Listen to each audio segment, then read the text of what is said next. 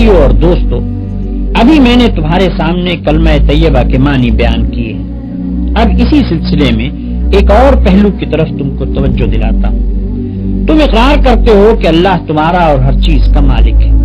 اس کے کیا معنی ہے؟ اس کے معنی یہ ہیں کہ تمہاری جان تمہاری اپنی نہیں، خدا کی ملک ہے۔ تمہارے ہاتھ اپنے نہیں، تمہاری آنکھیں اور تمہارے کان اور تمہارے جسم کا کوئی عضو تمہارا اپنا نہیں۔ یہ زمینیں جن کو تم جوتتے ہو، یہ جانور جن سے تم خدمت لیتے ہو، یہ مال اسباب جن سے تم فائدہ اٹھاتے ہو، ان میں سے بھی کوئی چیز تمہاری نہیں۔ ہر چیز خدا کی ملک ہے اور خدا کی طرف سے عطیے کے طور پر تمہیں ملی ہے۔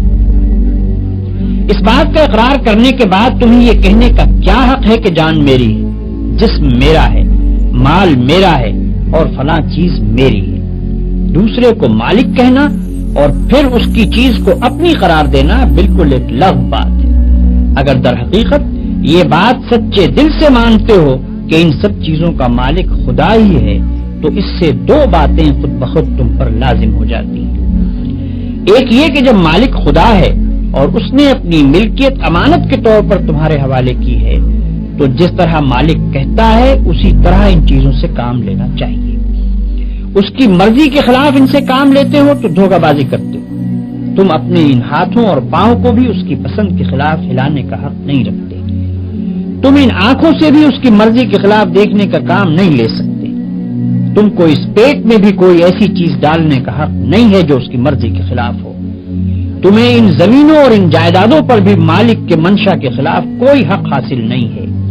تمہاری بیویاں جن کو تم اپنی کہتے ہو اور تمہاری اولاد جن کو تم اپنی کہتے ہو، یہ بھی صرف اس لیے تمہاری ہیں کہ تمہارے مالک کی دی ہوئی ہے۔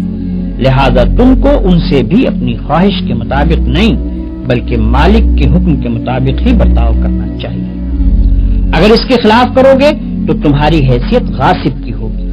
جس طرح دوسرے کی زمین پر قبضہ کرنے والے کو تم کہتے ہو کہ وہ بے ایمان ہے، اسی طرح اگر خدا کی دی ہوئی چیزوں کو تم اپنا سمجھ کر اپنی مرضی کے مطابق استعمال کرو گے یا خدا کے سوا کسی اور کی مرضی کے مطابق ان سے کام لوگے تو وہی بے ایمانی کا الزام تم پر بھی آئے گا۔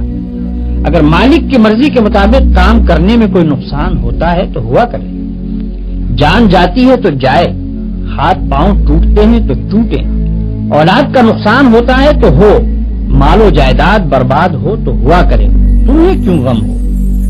جس کی چیز ہے وہی اگر نقصان پسند کرتا ہو تو اس کو حق ہے۔